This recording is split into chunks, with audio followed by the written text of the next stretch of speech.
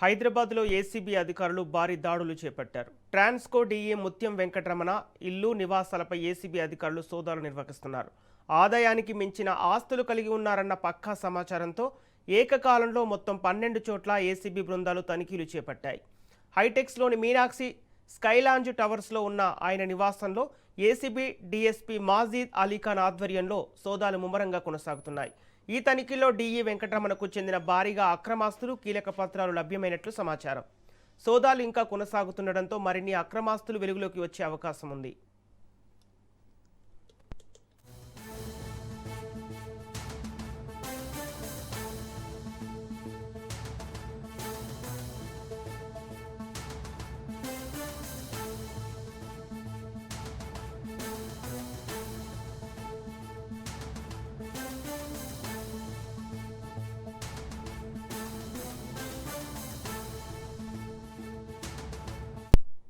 ఇదే అంశానికి సంబంధించి పూర్తి డీటెయిల్స్ మా ప్రతినిధి పవన్ అందిస్తారు. పవన్, హైదరాబాద్లో ఏసీబీ రైడ్స్ కు సంబంధించిన అప్డేట్స్ ఏంటి?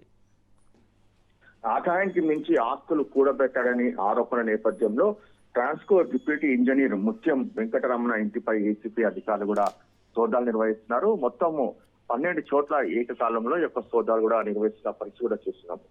ముఖ్యంగా చూస్తే ఆయన నివాసం ఉంటున్న హైటెక్స్ ప్రాంతంలోని యొక్క మీనాక్షి స్కై టవర్స్ లో యొక్క పూర్తిగా యొక్క సోదాలు కూడా కొనసాగుతున్నాయి.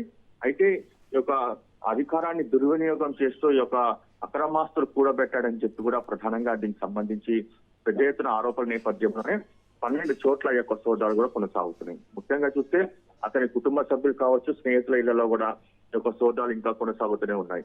అయితే ఇందులో చూస్తే మాత్రం పెద్ద ఎత్తున బంగారంతో పాటు స్థిరాస్తులు, అంతేకాకుండా కొన్ని కీలక పత్రాలు కూడా స్వాధీనం చేసుకున్నట్టుగా మనకు సమాచారం తెలుస్తుంది. కొన్ని బ్యాంకు లాకర్లను కూడా పోలీసులు ఏసీపీ అధికారులు కూడా గుర్తించారు.